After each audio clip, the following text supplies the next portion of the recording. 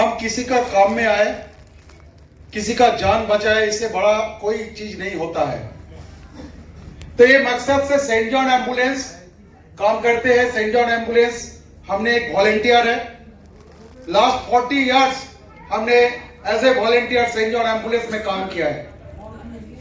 तो हम काम किया है किसी का लाइफ सेव करने के लिए। अवार्ड मिलने के लिए मैं काम नहीं किया हूं, लेकिन काम करते करते कभी मेरे को अवार्ड मिल गया, वो तो अलग बात है, आपको भी मिल सकता है। देखिए, सोशल वर्क एक मायने रखते हैं। आप आज जो फर्स्ट एड सीख रहे हैं, मेरे को भी कोई आदमी फर्स्ट एड सिखाया था। मैं इसका पहले जो आपसे बात करके गया है, गौतम बाकुड़ा जी, वो मेरा गुरु है, उनसे मैं फर्स्ट एड सीखा हूं।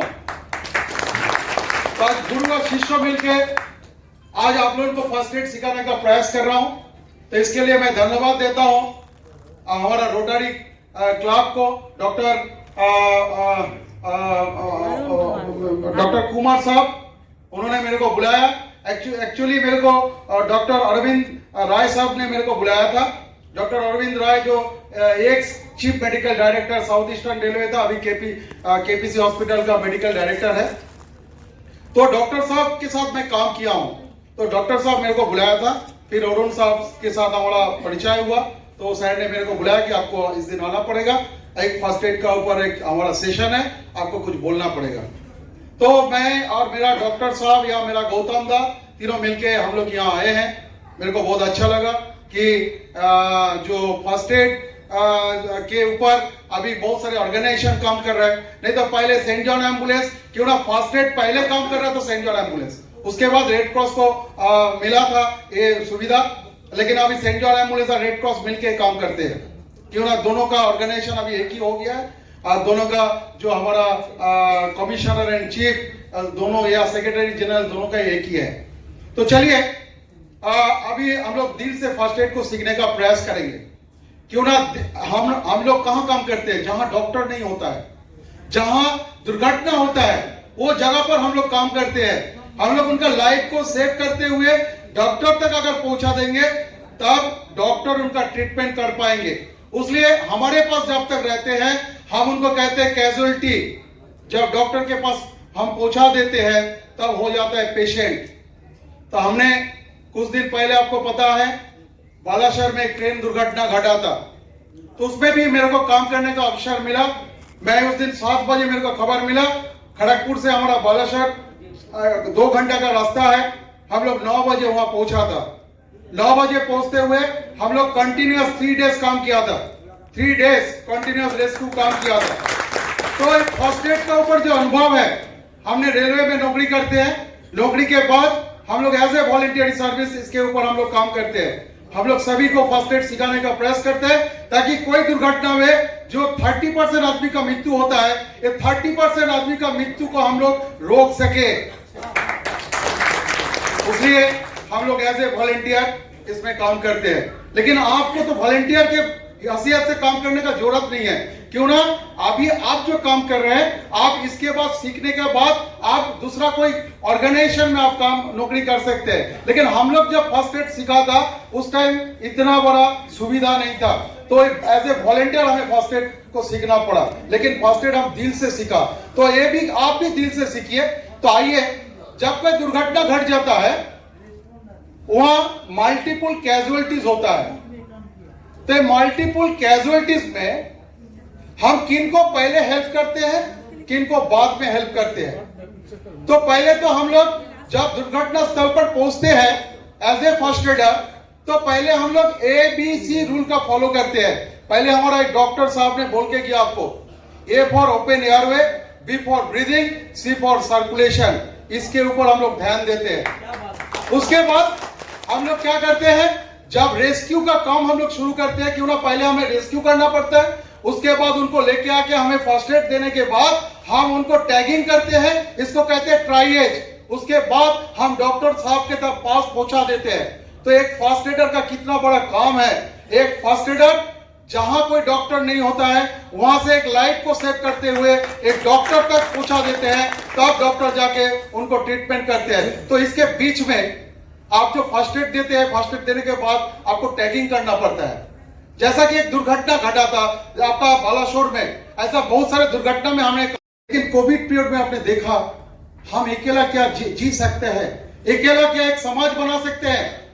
सबको अगर हाथ में हाथ लगा के हम लोग रहेंगे तो तभी जाके एक समाज बनेगा, तभी जाके हम सबको जी सकते हैं। इसलिए आइए ना भाई, सबको मिलके एक अच्छा दुनिया बनाए। अच्छा,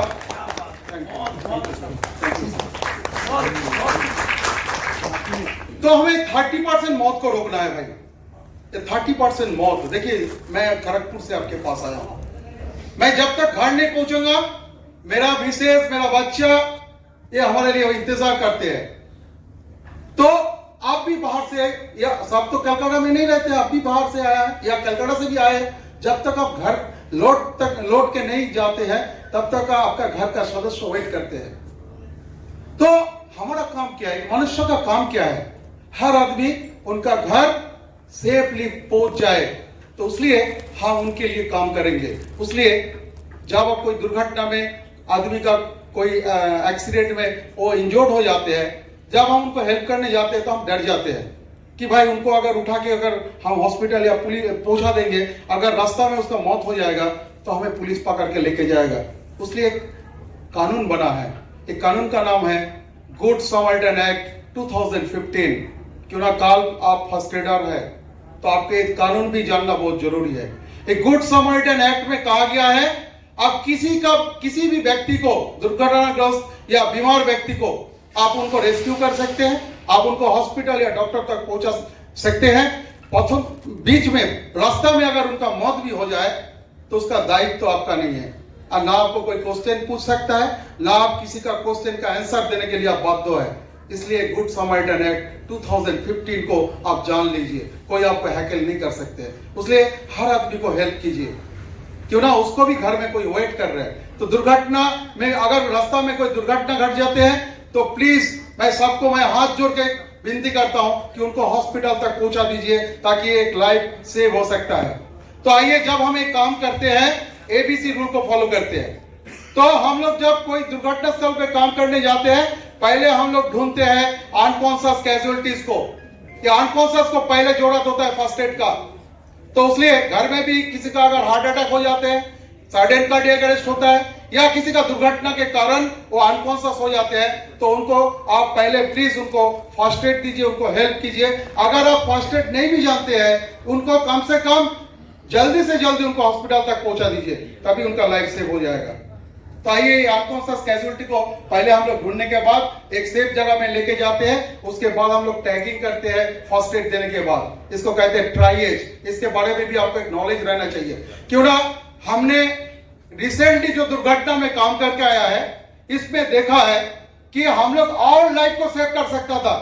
क्यों ना ज्यादा से ज्यादा आदमी को फर्स्ट एड का नॉलेज नहीं होता है, रेस्क्यू का बारे में नॉलेज नहीं होता है, उसके कारण बहुत आदमी का जान चला जाता है। तो इसलिए अगर ज्यादा से ज्यादा आदमी अगर फर्स्ट एड को सीखे, रेस्क्यू का बारे में नॉलेज अगर उनको रहेगा, तो हम लोग बहुत लाइफ को सेव कर पाएंगे। सही टाइम में अगर हम लोग पहुंच के बहुत लाइफ को सेव कर पाएंगे। तो इसलिए हम लोग अनकॉन्शियस कैजुअलिटी को हैंडल कैसे करते हैं, उसको पहले हम लोग एबीसी रूल को फॉलो करते हैं। एबीसी আমাকে তো ये माइक টা দিন না, हैंड्स फ्री माइक पर এটা দিন प्लीज, का जरूरत नहीं। चलिए ठीक है, चलिए अनकॉन्शियस कैजुअलिटीज को हम उनको हैंडल कैसे करते हैं। पहले हम लोग क्या करते हैं, उनका एबीसी रूल को पहले फॉलो करते हैं, उनको हम लोग रेस्क्यू करते हैं। रेस्क्यू करने के बाद हम लोग एबीसी रूल को फॉलो करते हुए DRS ABCD को फॉलो करते हैं। DRS ABCD होता क्या है? D for danger, R for response, S for south for help, A for airway, B for breathing, C for circulation, D for defibrillation.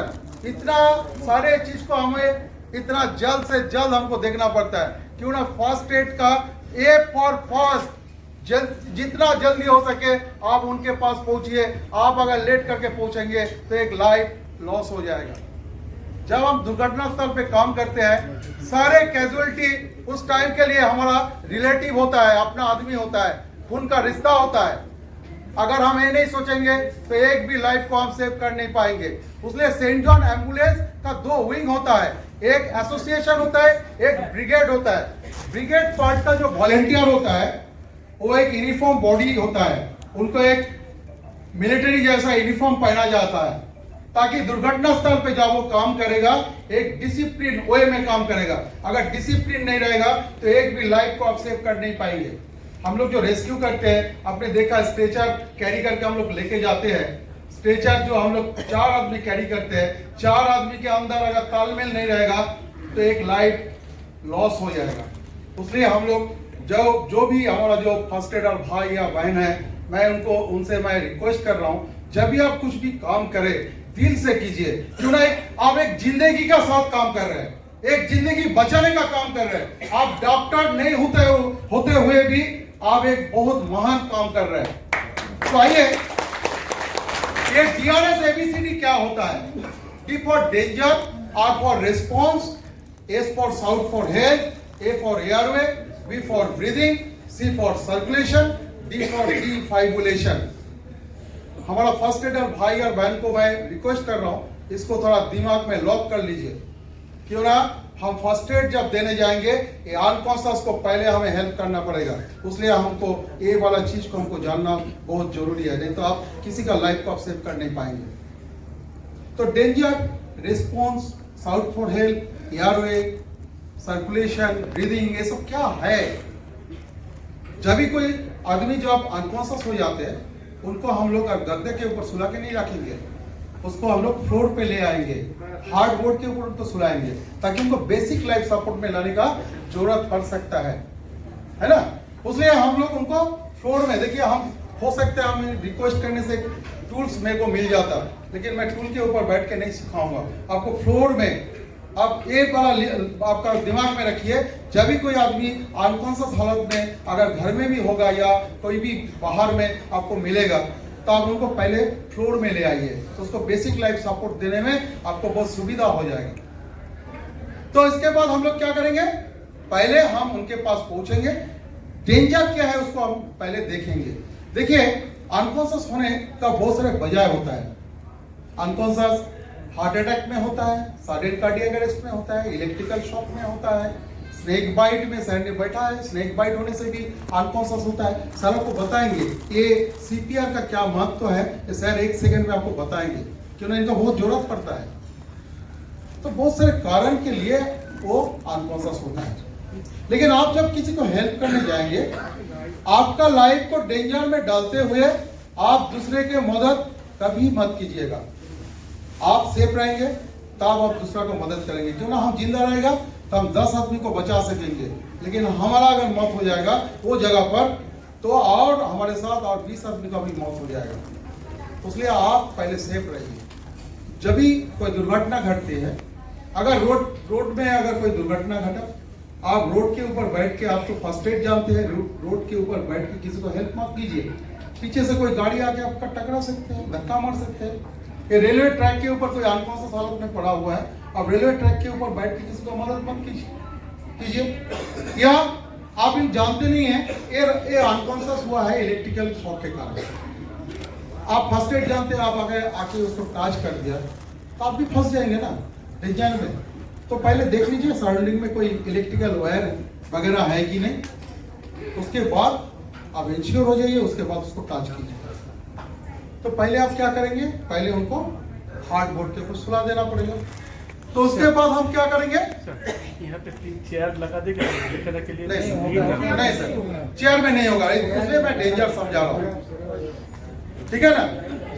वो तो थोड़ा बगल में कर देने, जो ये बॉक्स है ये बगल में कर देते, दूसरा को देखने का काम कर, इसमें कैमरा फोकस करो, थोड़ा कैमरा में थोड़ा दिखाइए। थोड़ा आप लोग उस पर थोड़ा ध्यान दीजिए, आपको मौका मिलेगा। देखिए हम लोग जहाँ भी प्रोग्राम करते हैं हम लोग हैंड, आपको मौका मिलेगा, मैं आपको बुलाऊंगा, आप लोग हैंड्स ऑन ट्रेनिंग भी आप करेंगे। क्यों ना आप और हम मिलके एक लाइफ को सेव करने का प्रयास करेंगे। इसलिए खाली हम बोलेंगे नहीं, हम कल खड़गपुर से जब तक आप नहीं सीखेंगे तब तक आपके साथ मैं रहूंगा।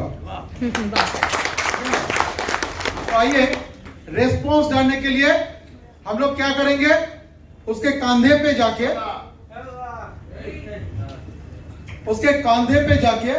हम उसको कंधे पे थपथपा के पूछेंगे, टैपिंग करके पूछेंगे कि भाई आप कैसे हो, आर यू ओके।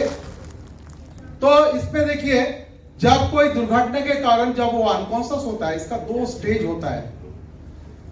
अनकॉन्शियस का 3 स्टेज है, आपको बताया। एक होता है फेंटिंग। तो फेंटिंग, दुर्घटना के कारण फेंटिंग नहीं होता है, उसका 2 स्टेज होता है। एक होता है स्टूपर, एक होता है कोमा। तो ये कौन सा स्टेज पे है, ये आपको जानना बहुत जरूरी है। देखिए भाई साहब, फर्स्ट एडर के पास कोई साधन नहीं होता है, लेकिन आपको लाइफ को सेव करके डॉक्टर तक पहुंचाना पड़ता है।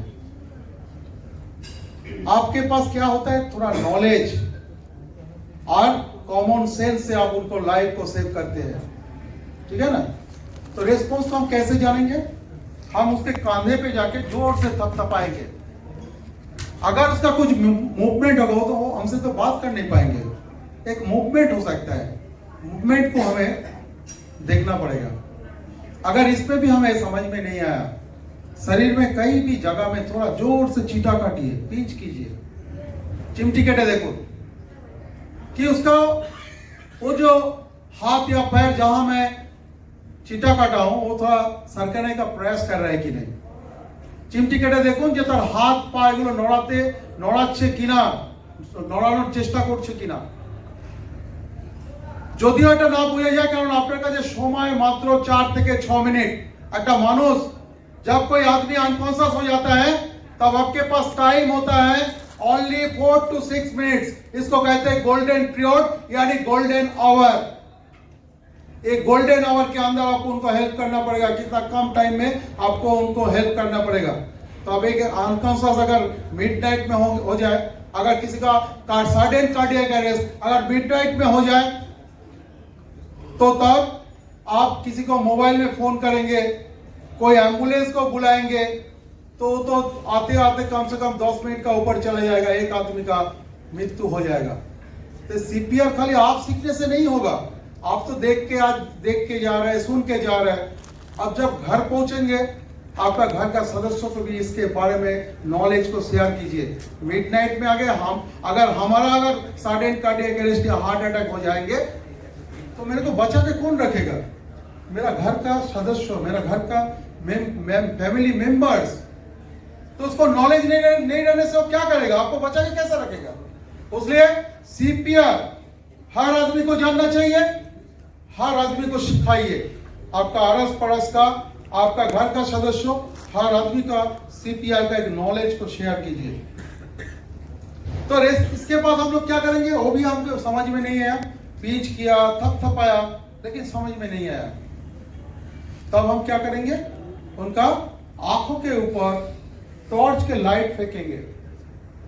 टॉर्च लाइट फेंकने से क्या होगा, वो आंख बंद करने का प्रयास करेगा। अगर प्रयास करेगा तो ये स्टूपर हालत में है। अगर कुछ नहीं हो रहा है तो ये कोमा हालत में है। हमें समझ में आ गया एक कौन सा स्टेज में है।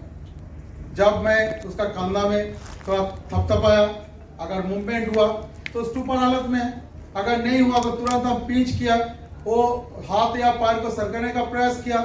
अगर किया तो स्टूपर हालत में है। टॉर्च के लाइट फेंका, वो आंख बंद करने का प्रयास किया तो स्टूपर हालत में है। लेकिन अगर कोई असर नहीं हुआ या हमको कोई समझ में नहीं आया, तब लेकिन वो कोमा हालत में है। जब स्टूपर हालत में रहने से उतना टेंशन मत लीजिए, आप उनको सोने का सिस्टम को खाली चेंज कर दीजिए। क्यों? जब कोई आदमी अनकॉन्शियस हालत में पड़ा रहते हैं तो उसका टांग फॉल बैक हो जाता है। उस टाइम टांग सही रहता नहीं है, फॉल बैक होके एयर पैसेज को ब्लॉक कर देता है। उसके कारण भी उसका मृत्यु हो सकता है। इसलिए हम लोग उनका सोने का सिस्टम को चेंज कर देंगे। रिकवरी पोजीशन कहते हैं इसको। हम लोग रात में आराम से एक साइड होके पैर के नीचे तकिया रख के हम लोग सोते हैं ना, পায়ের নিচে কোল বালিশ নিয়ে আরাম করে শুয়ে থাকি না, এক সাইড হয়ে, ওই সিস্টেমে তাকে শুয়ে দিন। তাহলে কি হবে, টাংটা ফল ব্যাক হবে না, टांग फॉल बैक होने का चांसेस नहीं रहेगा। ठीक है, तो स्टूपर हालत में होने से। लेकिन अगर वो कोमा हालत में है तब आप एक S for south for help, एक आदमी को बुलाइए आपको सहायता के लिए। आप उनको छोड़ के मत जाइएगा। आप अगर छोड़ के चले जाएंगे तो उसका मृत्यु हो जाएगा। तो जो आदमी आएगा वो क्या करेगा, उनको बोलिए कि आप एम्बुलेंस को बुलाइए, एम्बुलेंस कॉल कीजिए, या डॉक्टर को बुलाइए, या हॉस्पिटल ले जाने के लिए बंदोबस्त कीजिए। ये सब करते हुए आप मेरे पास आके बैठिए। आप तब क्या करेंगे, आप पहले करेंगे ए फॉर एयरवे, उनका एयर पैसेज को पहले क्लियर रखेंगे। हो सकता है उसका एयर पैसेज में कोई ब्लॉकेज हुआ है, उसके कारण वो अनकॉन्शियस हो गया है। तो एयर पैसेज को क्लियर कैसे रखेंगे, बहुत इजी चीज है। उनका हेड डाउन, चीन लिफ्ट कर दीजिए, यानी उसका मुंडी नीचे का तरफ और चीन को ऊपर का तरफ कर दीजिए। माथाटा नीचे दिखे, थुतरीटाके ऊपर दिके করে দিন। হেড ডাউন, চিন লিফট।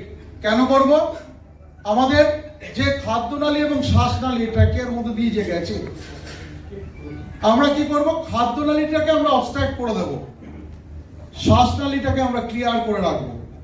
বোঝা গেল? আমরা সি সিস্টেমে ওনাকে নিয়ে যাবো। যেই মাথাটা নিচের দিকে, থুতনিটাকে উপরের দিকে করে দেবো, তখন শ্বাসনালীটা স্ট্রেট হয়ে যাবে আর খাদ্যনালীটা অবস্ট্রাক্ট হয়ে যাবে। আমরা তো মুখ দিয়ে কিছু খাওয়াবো না। কোনো আনকনসিয়াস कैजुअलिटी কিছু খাওয়ানো চলবে না। कोई अनकॉन्शियस कैजुअलिटी को उनका मुंह से कुछ मत खिलाइएगा। मैं 14 अगस्त को मैं एक जगह से एक जगह जा रहा था बाइक में, तो देखा रास्ता में एक आदमी सडनली अनकॉन्शियस होकर पड़ा हुआ है। बहुत सारे आदमी उनको हेल्प करने के लिए आया। तो मैं, देखिए मेरा क्या स्वभाव है, मैं रास्ता में जाता हूं तो मैं इधर उधर देखते रहता हूं, कहाँ किसी को कुछ हुआ तो नहीं। क्यों ना, चोर का जो दिमाग में जो होता है, हम लोग हमेशा सोचता है कि किसी का कुछ हुआ तो नहीं है। तो मैं देखा एक आदमी पड़ा हुआ है, बहुत भीड़ है। तो मैं जैसा खड़ा हुआ तो वहाँ कोई एक आदमी मेरे को पहचानता था। बोला दादा आप आया, थोड़ा देखिए ना क्या हुआ, अनकॉन्शियस हो गया। मैं देखा बहुत आदमी उसको पानी लेके आया, पानी उसका मुंह का ऊपर छिड़क रहा है। कोई आदमी जूता खोल के उसका नाक के पास ले जा रहे, कोई उसको मुंडी का ऊपर में उठा दे रहे।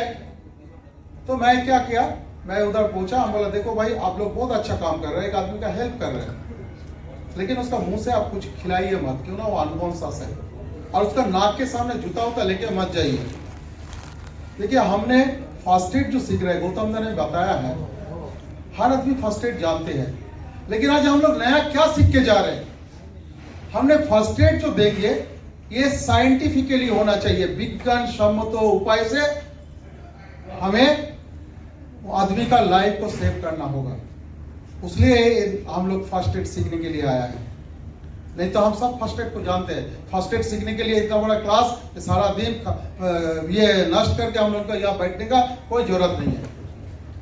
लेकिन हम जो काम करेंगे ये विज्ञान सम्मत उपाय से होना चाहिए, साइंटिफिकली होना चाहिए। तो मैं बोला देखो इसका कुछ हुआ नहीं है, आप इतना चिंता मत करो, आप उसको छोड़ दो, थोड़ा हेड को नीचे का तरफ करो और उसका पैर को थोड़ा ऊपर का तरफ उठा के रखो। जो कुछ देर पहले गौतम का बता रहा था, डॉक्टर सोमराय सर ने भी बता रहा था, उसके बाद वो सही हो जाएगा। उसका मुंह से कुछ मत खिलाइए, मुंह से पानी वानी मत दीजिए। आप लोग हेल्प कर रहे हैं, बहुत अच्छा चीज है कि आप उनका आया उनका लाइफ को सेव करने के लिए। तो बहुत जगह में वो मेरे को एक दो आदमी जानता करके मेरे को बोला ठीक है मेरा बात सुन लिया, लेकिन हर जगह में तो आदमी नहीं जानेंगे, बोलेगा भाई कहाँ से आदमी आ गया, बहुत कुछ सिखा रहे। तो वहाँ हमें साइकोलॉजिकल ट्रीटमेंट देना पड़ता है। देखिए फर्स्ट एड में फिजिकल ट्रीटमेंट के साथ साथ साइकोलॉजिकल ट्रीटमेंट भी एक महत्व रखता है। जब कोई दुर्घटना हो जाते हैं हमें 3 कैटेगरी में बांटना पड़ता है। फर्स्ट कैटेगरी में अनकॉन्शियस कैजुअलिटी होता है, छोटा बच्चा होता है, प्रेग्नेंट लेडी होता है। सेकेंड कैटेगरी में जो सीरियस कंडीशन में होता है, सीवियर ब्लीडिंग या बर्न या मल्टीपल फ्रैक्चर्स, इसको हमें सेकेंड कैटेगरी में रखना पड़ता है। थर्ड कैटेगरी में माइनर प्रॉब्लम जिनको होता है उनको रखना पड़ता है। तो माइनर जिनको हुआ वो आपका अटेंशन ग्रो करने के लिए वो चिल्लाएगा, रोएगा, तो आप तो रेस्क्यू कर रहे हैं। आप तो जो हम लोग जहां तो कोई दुर्घटना होता है वहां गुने चुने आदमी रेस्क्यू करने के लिए जाता है। तो आप उस टाइम अगर आपका दिमाग गर्म हो जाएगा, भाई हम इतना हेवी काम कर रहे हैं और वो आदमी इतना चिल्ला रहा है, ऐसा नहीं होगा। उसको प्यार से बोलना पड़ेगा, भाई हम लोग आ गया है, आपको हॉस्पिटल तक पहुंचा देंगे, आप एकदम चिंता मत कीजिए। आपका फोन है, फोन उसको दे दीजिए, घर में रोते रोते बात करेगा, थोड़े देर के बाद वो ठीक हो जाएगा, नहीं तो शॉक में आ जाएगा। देखिए दुर्घटना स्थल पे जब हम काम करते हैं ना, हम लोग का दिमाग को बहुत कंट्रोल में रखना पड़ता है। एक तो खाना नहीं मिलता है, एक तो हमें पानी नहीं मिलता है, एक हैवी वर्क करना पड़ता है और हमेशा दिमाग में चलता है हर लाइफ को सेव करे, हर लाइफ को सेव करे। आपने देखा था ना इतना बड़ा हादसा हो गया, 2 ट्रेन, एक ट्रेन का पूरा बगी पलट गया और एक ट्रेन का 3 बगी पलट के नीचे गिरा पड़ा हुआ था। जब हम लोग जाके देखा कि ट्रेन लाइन में कोई कुछ नहीं था, चारों तरफ डेड बॉडी पड़ा हुआ है। जब हमने देखा 3 फास्ट स्टार्ट दिया था, वो जो जशवंतपुर से हावड़ा जो आ रहा था जो कोच, वो कोच में हम लोग पहले चढ़ गया था, वो कोच पूरा पलट गया था। कोच में चढ़ा, चढ़ने के बाद देखा जब रेस्क्यू करेंगे तो आदमी तो अंदर फंसे हुए हैं। तो हम लोग क्या किया, देखिए हमारा उम्र अभी 55 ईयर्स, लेकिन जब हम एक काम करते हैं तब हम 20 साल का लड़का हूं। तो मैं क्या क्या उतर गया नीचे, हमारा वॉलंटियर साथ में है, हमारा वॉलंटियर्स के लिए क्लैपिंग हो जाए। तो लोग कभी अपने आप के बारे में सोचता नहीं है, दूसरा का लाइफ सेव करने के लिए सोचता है। हमारा यहाँ है नंद कुमार जाना, जो कोविड पीरियड में हमने सेफ होम भी खोला था। देखिए पैसा कोई मायने नहीं रखता है, आप अगर दिल से कोई काम करने चाहते हैं तो पैसा ऊपर वाला आपको देंगे। तो ये इसलिए आप कभी मत सोचिए कि हम क्या कर सकते हैं, मनुष्य बहुत कुछ कर सकते हैं। आप खाली दिल से सोचिए और आपके साथ बहुत आदमी जुड़ जाएगा, आप एक बहुत बड़ा काम कर सकते हैं। तो मैं क्यों बोल रहा हूँ कि आप इसके साथ वो रिलेटेड है, इसलिए मैं बता रहा हूँ। जब मैं रेस्क्यू कर रहा था तो हम लोग नीचे कमरे के नीचे अंदर घुस गया, वहां जाके जैसा 2-4 मिनट के बाद जैसा घुसा, 2-4 मिनट के बाद वहां भी मेरा ब्रीदिंग का प्रॉब्लम हो रहा, ऑक्सीजन का कमी हो जा रहा था। तुरंत फिर हम लोग ऊपर में चढ़ने के बाद हम लोग सोचा नहीं ऐसा इस सिस्टम में नहीं होगा। तो फिर हम लोग 3-4 जो हमारा वॉलंटियर्स है, हम लोग क्या किया, कुछ रस्सी हम लोग ले लिया, रस्सी लेके अंदर में घुसा।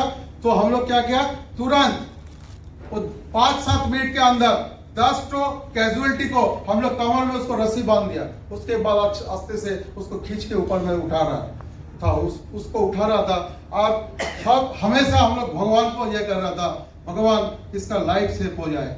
जो देख रहा था सभी का उम्र 30 इयर्स के अंदर है, तो हमारा आंख से भी पानी आता है, लेकिन दिल को हम लोग उस टाइम बहुत थमा के रखते हैं।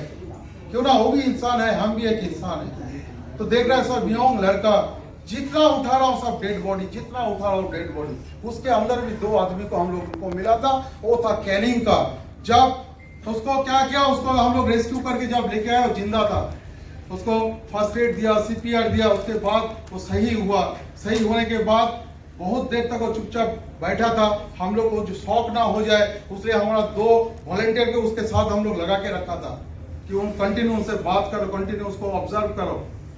उसके बाद वो जब सही हुआ तब हम पूछा, भाई तुम्हारा घर कहाँ है? वो खाली रो रहा था। हम बोला, तुमको एक मोबाइल नंबर पता है घर का? तो रोते रोते बोला, हाँ पता है। हम बोला, लो मेरा मोबाइल से बात करो। तो किससे बात कर रहा था मेरे को पता नहीं है, बहुत रो रहा था। उसके बाद मैं खाली सुना उसका नाम, वो उसका घर है कैनिंग में। तो मैं कैनिंग में बहुत काम करता हूँ, डॉक्टर साहब के साथ हमारा परिचय है। मैं डॉक्टर साहब को फोन किया, sorry to disturb you everybody, actually बहुत कमाल चाहता हूँ आप भी वॉलंटियर बने, फर्स्ट एड सीख के ऐसा दुर्घटना स्थल पे जरूर काम करने चाहिए। क्यों ना, जो विक्टिम होता है वो हमारा कोई रिलेटिव होता है, कोई हमारा अपना आदमी होता है, क्यों ना वो मनुष्य है। तो इसलिए आइए, तो CPR को दिल से सीखने का प्रयास कीजिए। तो हम लोग रेस्पॉन्स को जानने के बाद हम लोग क्या करेंगे, उसका एयर पैसेज, एयरवेज ठीक है कि नहीं, क्लियर है कि नहीं, ये जानना बहुत जरूरी है। तो हम लोग एयर पैसेज को क्लियर कैसे करते हैं, हम लोग हेड डाउन चीन लिफ्ट कर देते हैं। हेड डाउन चीन लिफ्ट करने के बाद देखिए हमारा मैनिक्विन का तो मुंह खुला हुआ है, लेकिन रियल टाइम में कैजुअलिटी का फेस क्या ओपन रहेगा? नहीं रहेगा ना। तो फेस का ओपन हम लोग कैसे करते हैं, क्यों ना एयर पैसेज में कोई ब्लॉकेज है कि नहीं, ये जानना बहुत जरूरी होता है। इसलिए अपर जॉ लोअर जॉ, इसके बीच जो जॉइंट है, अपर जॉ तो फिक्स्ड होता है, लोअर जॉ मूवमेंट करते हैं, तभी हम बात कर पाते हैं या खाना खाते हैं। तो अपर जो लोअर जो के बीच में जॉइंट में 2 फिंगर से 2 अंगुली से उसको कस के दबाइए। देखिए हेड डाउन चिन लिफ्ट कीजिए, अपर जॉ लोअर जॉ के बीच में जो जॉइंट है ये जॉइंट को थोड़ा कस के একটু চেপে ধরুন, চেপে ধরে থুতনির উপরে হাত রেখে আর এই কপালের উপর দুটো আঙ্গুল দিয়ে চেপে ধরে একটু টেনে দিন। যেই টেনে দেবেন মুখটা খুলে যাবে, কারণ সে তো আনকনসিয়াস আছে। এরপরে কি করুন, দেখুন যে তার জিভটা পিছনের দিকে উল্টে গেছে কিনা, টাং ফল ব্যাক হয়ে গেছে কিনা, আগে ওটাকে ক্লিয়ার করুন। এবং অনেক সময় কি হচ্ছে ফলস টিথ থাকে, সেটা গিয়ে এয়ার প্যাসেজকে ব্লক করে দেয়, তাহলে সেটাকেও ক্লিয়ার করুন। কিংবা কোনো দুর্ঘটনার কারণে তার বমি হচ্ছিল, ভমিটিং হচ্ছিল কিংবা ব্লিডিং হচ্ছিল, সেই পার্ট গিয়ে গলায় আটকে গিয়ে এয়ার প্যাসেজকে ব্লক করে দিয়েছে, সেটাকেও কিন্তু ক্লিয়ার করুন। এয়ার প্যাসেজকে আগে ক্লিয়ার করুন, এ ফর এয়ারওয়ে, এয়ার প্যাসেজকে আগে ক্লিয়ার করুন। এরপরে বি ফর ব্রিদিং, তার শ্বাস প্রশ্বাস চলছে কিনা এটা জানার চেষ্টা করুন। কিভাবে জানবেন? লুক, লিসেন, ফিলের মাধ্যমে এটাকে জানতে হবে। তো একসাথে 3টে কাজকে করতে হবে। কি করতে হবে? তার নাকের কাছে আপনার গালটাকে নিয়ে যান, তার যদি শ্বাস প্রশ্বাস ছাড়ে, যে শ্বাস প্রশ্বাসের যে গরম হাওয়াটা সেটা আপনার গালে এসে লাগবে, আপনি ফিল করতে পারবেন। আর চোখ দিয়ে দেখবেন তার বুকটা এবং পেটটা ওঠানামা করছে কিনা, তার বুকটা এবং পেটটা ওঠানামা করছে কিনা এটা দেখবেন। আর কান দিয়ে শুনবেন যে সে যে শ্বাস প্রশ্বাসটা ছাড়ছে তাতে কোনো অবস্ট্রাকশন আছে কিনা, কোনো ঘড়ঘড় আওয়াজ আছে কিনা। কারণ ঘড়ঘড় আওয়াজ থাকলে কিন্তু তার এয়ার প্যাসেজে ব্লকেজ আছে, কিংবা হতে পারে তার শ্বাস প্রশ্বাস আপনি পাচ্ছেনই না, ব্রিদিং অ্যাবসেন্ট আছে। সেটা আমরা কিভাবে দেখি? দেখুন, এটাকে বলা হয় লুক, লিসেন, ফিল। কিভাবে করি? माइकটা সরা, तार नाकेर का जो उसका नाक के पास आपका गाल को ले जाइए, से आप देखिए उसका चेस्ट के ऊपर, चेस्ट फॉरवर्ड होता है कि नहीं, बेली अप डाउन होता है कि नहीं। और कान से सुनिए कि उनका ब्रीदिंग में कोई नॉइजी साउंड है या नहीं है, साउंड है कि नहीं। ঠিক আছে, তার মানে তার শ্বাস প্রশ্বাসে কোনো আওয়াজ হচ্ছে কিনা। যদি আওয়াজ হয় এবং যদি শ্বাস প্রশ্বাস অ্যাবসেন্ট থাকে তাহলে কিন্তু এ খুব সিরিয়াস কন্ডিশনে আছে। তৎক্ষণাৎ আপনি চলে যান, দেখুন যে তার সার্কুলেশন মানে তার হার্ট কাজ করছে কিনা, বিট করছে কিনা। তো হার্ট বিট করলে আমরা জানি কি করে? গৌতমদা বলছিল প্রেসার পয়েন্টের উপরে আমরা পালস দেখে আমরা বুঝতে পারি, তাই তো? তো আমাদের শরীরে 8 जोड़ा प्रेशर पॉइंट আছে। हमारा शरीर पर 8 पेयर प्रेशर पॉइंट है। ये प्रेशर पॉइंट बहुत, हम लोग ज्यादा से ज्यादा आदमी रेडियस अल्लाह के ऊपर जो प्रेशर पॉइंट है इसके बारे में हम जानते हैं, लेकिन ये हार्ट का नियरर जो प्रेशर पॉइंट है ये तो बहुत दूरी पर है। हार्ट से ये हमारा रेडियस अल्लाह प्रेशर पॉइंट बहुत दूरी पर है। तो हार्ट का नियरर प्रेशर पॉइंट होता है carotid pressure point.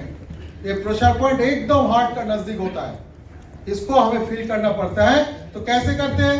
Head down चिन लिफ्ट जैसा कर दिया। ये जो ट्रैकिया इसका ठीक अपर पार्ट में ऊपরের দিকে একটু 3 আঙ্গুল দিয়ে এটাকে ডান দিকে চেপে ধরুন কিংবা বাঁ দিকে চেপে ধরুন। দুটো আঙ্গুল দিয়ে একসাথে চেপে ধরবেন না, তাহলে তার মৃত্যু ঘটে যাবে। ঠিক আছে, তাহলে আমরা ডান দিকে কিংবা বাঁ দিকে আমরা 3টে আঙ্গুল দিয়ে চেপে ধরে এই ট্র্যাকিয়ার উপরে ঠিক আপার পার্টে চেপে ধরে আমরা এটাকে ফিল করব। যদি আমরা না বুঝতে পারি, হতে পারে না আমরা তো ডাক্তার নই, বুঝতে যদি না পারি তার চেস্টের উপরে কান লাগিয়ে শুনবো লাভ ডাব आवाज হচ্ছে কিনা। दिल कभी धक धक नहीं करता है, एक बहुत मशहूर गाना है, दिल धक धक करता है, दिल धक धक नहीं करते हैं। লাভ ডাব আওয়াজটাকে আমরা একটা রিদমে চলে, সেই রিদমটাকে আমরা বোঝার চেষ্টা করি, কান লাগিয়ে শুনবো। যদি না বুঝতে পারি আমি কিন্তু আর সময় নষ্ট করব না, কারণ আমার কাছে সময় হচ্ছে একটা জীবন বাঁচানোর জন্য 4 থেকে 6 মিনিটকে বলা হয় গোল্ডেন পিরিয়ড, ম্যাক্সিমাম এটা হচ্ছে 9 মিনিট। 9 মিনিট পরে কিন্তু এয়ার যদি আমি তাকে হেল্প না করি এয়ার এই পৃথিবীতে বেঁচে থাকবে না। তাহলে কি করতে হবে? তাকে বেসিক লাইফ সাপোর্টে আনতে হবে।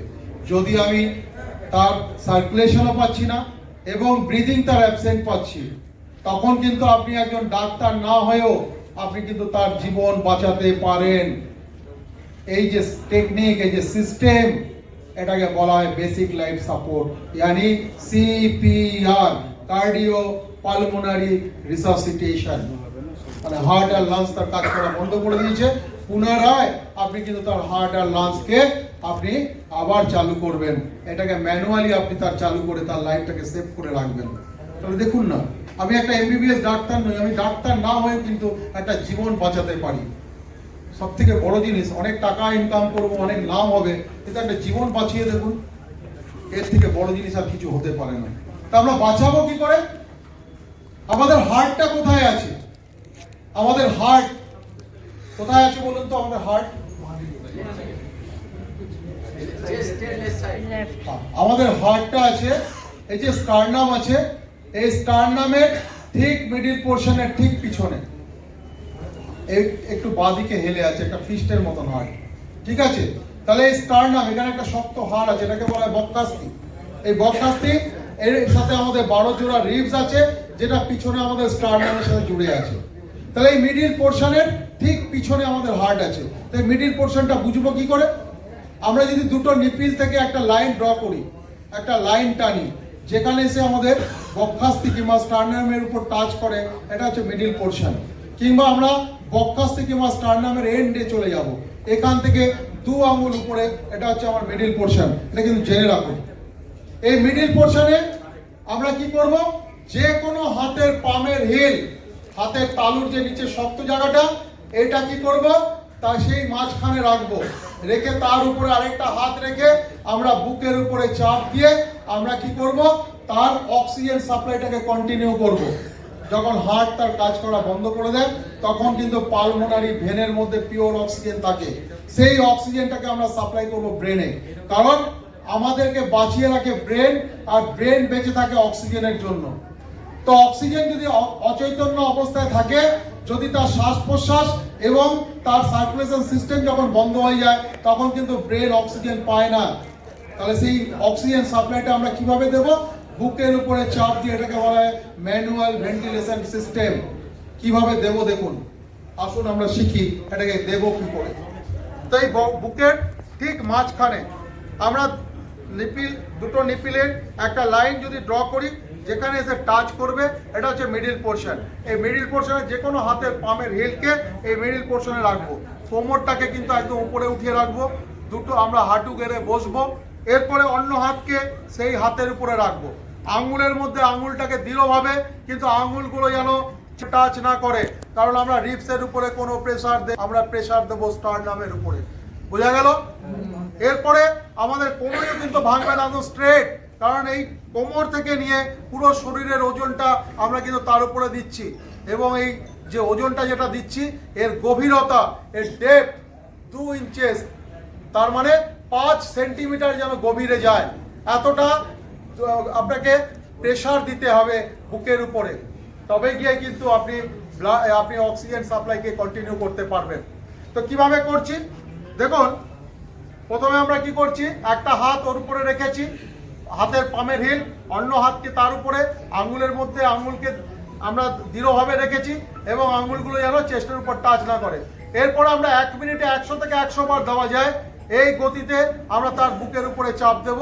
কিভাবে দেব দেখুন, আমরা চাপটা দিচ্ছি, চাপটা দেওয়ার সিস্টেম হচ্ছে 1 2 3 4 5 6 7 8 9 10 1 2 3 4 5 6 7 8 9 10 1 2 3 4 5 6 7 8 9 10। কিন্তু বেসিক সিপিআরে কি বলা হয়েছে?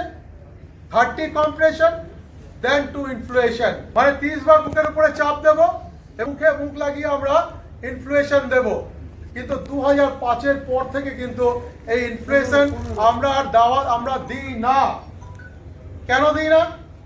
আমেরিকান হার্ট অ্যাসোসিয়েশনের যে গাইডলাইন, আমরা সবাই কিন্তু আমেরিকান হার্ট অ্যাসোসিয়েশন এর গাইডলাইনটাকে ফলো করে। তাতে বলা হয়েছে যে মাউথ টু মাউথ আমার দেওয়ার দরকার নেই, কারণ অনেক সময় দুর্ঘটনা ঘটলে যদি তার ফেস ইনজোর্ড থাকে, তাহলে যদি ব্লিডিং থাকে কিংবা ভমিটিং করে, অনেক সময় মানুষ মুখে মুখ লাগিয়ে হাওয়া দিতে পারে না।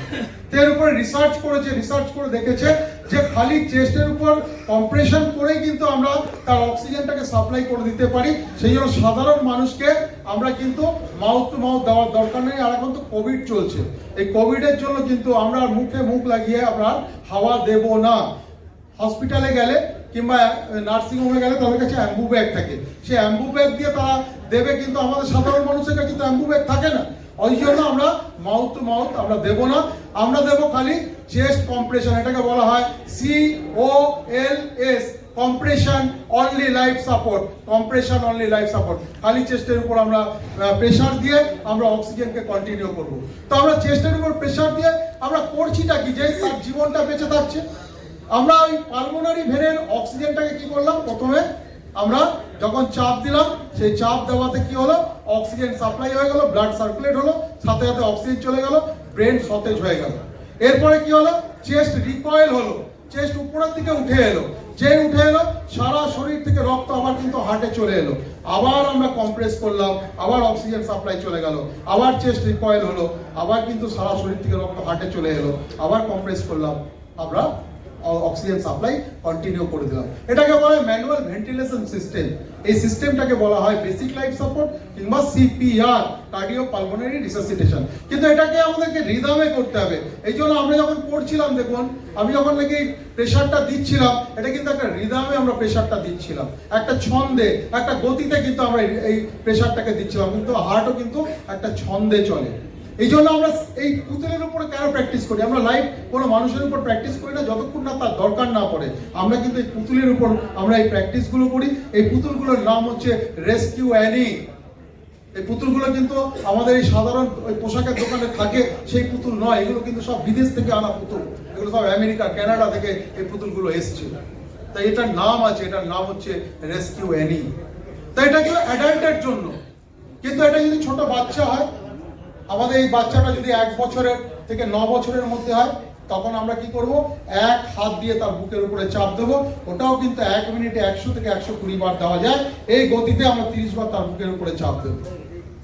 এই চাপ দিয়ে আমরা কি করব, আবার দেখব তার মুখমণ্ডলের কালারটা চেঞ্জ হচ্ছে কিনা, ব্রিদিংটা কন্টিনিউ আসছে কিনা। যদি না আসে, আমরা কিন্তু আবার তার বুকের উপর চাপ দেবো, যতক্ষণ না আমরা মেডিকেল ফ্যাসিলিটি না পাচ্ছি। তার মানে হসপিটাল কিংবা ডাক্তার যতক্ষণ আমরা না পাচ্ছি, ততক্ষণ কিন্তু আমরা এটাকে কন্টিনিউ করবো। কিন্তু সেই বাচ্চাটা যদি এরকম আমার ছোট ইনফ্যান্ট হয়, এই ছোট বাচ্চা, এই ছোট বাচ্চা হয়, তখন আমরা কি করব, একে কিন্তু আমরা ওটাকে সরাতো, বড়টাকে সরা, হয়ে গেছে। আমাকে দিলেন তো অনেক দেরিতে না স্যার, আমি তো 11টা থেকে এসে বসে আছি স্যার। তো এটাকে আমরা কি করব, থাম কিংবা 2 ফিঙ্গার দিয়ে আমরা সেই বুকের মাঝখানে আমরা দুটো আঙ্গুল দিয়ে তার বুকের উপরে চাপ দেবো। কেন এই ইনফ্যান্ট আছে, যে হাতের পামের হিল দিয়ে তাকে প্রেসার দিলে হবে না, থাম দিয়ে কিংবা 2 ফিঙ্গার দিয়ে তার বুকের উপর চাপ দেবো। এরও কিন্তু 1 মিনিটে 100 থেকে 120 বার দেওয়া যায়। এই গতিতে আমরা তাকে কিন্তু আমরা প্রেসারটা দেবো। ওরকম 30 দেওয়ার পরে চেক করবো, তারপর আবার 30 দিতে থাকবো, যতক্ষণ আমরা ডাক্তারের সাহায্য না পাচ্ছি কিংবা যতক্ষণ না সুস্থ হচ্ছে। কিন্তু এর যে ডেপথ, এর গভীরতা, এটা কিন্তু হতে হবে 1.5 ইঞ্চি, মানে 4 সেন্টিমিটার। এখানে কিন্তু একটা ডিফারেন্স আছে। আর ছোট বাচ্চা আর এই হচ্ছে শিশুদের ক্ষেত্রে কি হচ্ছে, 1 হাতের পামের হিল দিয়ে দিতে হবে, এইটুকু খালি ডিফারেন্স, আর কোনো ডিফারেন্স নেই। এটা হচ্ছে বেসিক লাইফ সাপোর্ট। এটা আমাদের আপনাদের ঘরে যদি কেউ অসুস্থ হয়ে যায়, তাকে বাঁচিয়ে হাসপাতাল পর্যন্ত পৌঁছে দেওয়া। কিন্তু এখন একটা অ্যাডভান্স লাইফ সাপোর্ট এসেছে। এই অ্যাডভান্স লাইফ সাপোর্টটা কি, এটা জেনে রাখা দরকার। কারণ আপনারা আজকাল আমরা ম্যাক্সিমাম লোক আমরা শপিং মলে গিয়ে মার্কেটিং করি। তো শপিং মলে কিংবা এয়ারপোর্টে যদি কোনো দুর্ঘটনা ঘটে কিংবা সিনেমা হলে যদি কোনো দুর্ঘটনা ঘটে, তখন কিন্তু অ্যাডভান্স লাইফ সাপোর্ট থাকে। তো অ্যাডভান্স লাইফ সাপোর্ট সম্বন্ধে যদি আমাদের নলেজ থাকে, তাহলে আমাদের এত কিছু চিন্তা করার দরকার নেই, এত আমাদের কসরত করার দরকার নেই। তো এই অ্যাডভান্স লাইফ সাপোর্টটা কি, আমাদের ইলেকট্রিক্যাল সিস্টেম। হার্টটা একটা পাম্প মেশিন, এই পাম্প মেশিনটা চলে, আমাদের ঘরের পাম্প মেশিনটা চলে কিন্তু ইলেকট্রিক্যাল সিস্টেমে। তো আমাদের হার্ট এটাও চলে কিন্তু একটা ইলেকট্রিক্যাল সিস্টেমে। তো এর মেল ফিমেল সিস্টেম আছে, এবি নোড এসএ নোড। তো এবি নোড এসএ নোড কোনো কারণে যদি খারাপ হয়ে যায়, তখন কিন্তু সাডেন কার্ডিয়াক অ্যারেস্ট হয়। তো সেই জন্য আমাদের এই ইলেকট্রিক্যাল সিস্টেমকে আমরা একটা ছোট্ট মেশিনের দ্বারা তাকে চার্জ করে আমরা কিন্তু তার হার্টটাকে আবার পুনরায় চালু রাখতে পারি। তো এই সিস্টেমটাকে বলা হয় ডিফাইবুলেটর। আমরা ডিআরএস এবিসিডি তে লাস্টে বলেছিলাম ডি ফর ডিফাইবুলেশন, মানে ডিফাইবুলেটর। এই ডিফাইবুলেটরটাকে আমরা ছোট পর্যায়ে দেখুন, এটাকে বলা হয় AED, অটোমেটেড এক্সটার্নাল ডিফাইবুলেটর। এই অটোমেটেড এক্সটার্নাল ডিফাইবুলেটরের দ্বারা তার বুকের উপরে আমরা চার্জ করে এই এবি নোড আর এসি নোডকে চার্জ করে আমাদের হার্ট কিন্তু পুনরায় চালু হতে পারে। তো এটা আমরা কিভাবে করি, দেখুন এর দুটো প্যাড আছে, দেখুন এর two pair pad, one pair pad. এই প্যাডটা দেখুন অ্যারো সাইন আছে, দেখুন রেড কালারের। আমরা তো ডাক্তার নই, তো আমরা জানবো কি করে? এই অ্যারো সাইনটাকে দেখে আমরা বুঝবো যে কোন প্যাডটাকে বুকের কোথায় লাগাতে হবে। একটা বলেছে বুকের ডান দিকে উপরে লাগাতে, আরেকটাকে বলেছে বুকের বাঁ দিকে নিচে লাগাতে। তো আমরা সেইভাবে লাগিয়ে দেবো। তো মেয়েদের ক্ষেত্রে অসুবিধা নেই, ছেলেদের ক্ষেত্রে বুকের উপরে পশম থাকে, সেই জায়গাটা কিন্তু আমরা সেভ করে নেব তৎক্ষণাৎ, কারণ আমাদের কাছে সময় খুব কম থাকে। আমরা আর হচ্ছে যদি কোনো আমাদের শরীরে যদি ঘাম থাকে, ঘামটাকে ভালো করে পুছে নেব। এবং বর্ষাকালে আমরা ওপেন জায়গাতে কিন্তু এইডি আমরা ব্যবহার করব না, কারণ সাডেন যদি বর্ষা এসে যায় তাহলে কিন্তু এইডি মেশিন আর কাজ করতে পারবে না। সেই জন্য আমরা সেফ প্লেসে আমরা এইডিটাকে লাগাবো। এইটুকু জিনিস খালি জানার। আর যখন আমরা এইডির সাথে কানেক্ট করে দেবো তখন আর আমরা ক্যাজুয়ালিটিকে টাচ করব না, নাহলে আমাকেও শক লেগে যাবে। তাহলে এটা হচ্ছে রাইট চেস্টের উপরে, আমরা রাইট চেস্টের উপরে লাগিয়ে দিলাম। আর এটা বলেছে লেফট চেস্টের নিচে লাগাতে, এটা লেফট চেস্টের নিচে লাগিয়ে দিলাম। এর নিচে গাম থাকে, ওই জন্য খুব ইজি একে আমাদের কাজ করা। কিন্তু এই ওয়ান পেয়ার প্যাড খালি একজন ক্যাজুয়ালিটির জন্য। এই প্যাডটা লোকটা যদি সুস্থ হয়ে যায়, এই প্যাডটাকে খুলে আমরা আরেকটা ক্যাজুয়ালিটিকে কিন্তু কখনোই সাহায্য করব না। তো সেই জন্য এইগুলোকে মাথার মধ্যে রাখবেন। এরপরে কি করব, কর্ড দিয়ে এর সাথে কানেক্ট করে দেবো তৎক্ষণাৎ, কারণ আমাদের কাছে সময় খুব কম থাকে। এরপরে আমাদের এই মেশিন আপনাকে ইনস্ট্রাকশন দেবে, আপনি ইনস্ট্রাকশন ফলো করে খালি বাটনকে দাবাবেন, আর কিছু কাজ করার নেই। ও অটোমেটিকলি ও এবি নোড আর এসি নোডকে চার্জ করে হার্টকে পুনরায় কাজ করা শুরু করে দেবে এবং অক্সিজেন সাপ্লাই কন্টিনিউ হবে। তো দেখুন এই মেশিনটা কি বলছে শুনুন। Apply pads to patient's bare chest. Plug in pads connector next to flashing light. Analyzing heart rhythm. Do not touch the patient. এখন কিন্তু আর টাচ করতে মানা করে Shock দিল। advised. Charging. Stay clear of patient. Deliver shock now. Press the orange button now. Shock delivered. Begin CPR.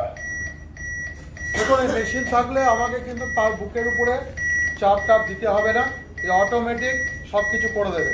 খালি camera নিচে দিন না। দেখুন আমরা যখন নাকি এইডিটা আমি পেয়েছিলাম, এটা 2000 সালে। আমি এইডিটা আমরা পেয়েছিলাম 2000 সালে না প্রথম না, এটা 2000 সালে আমরা পেয়েছিলাম।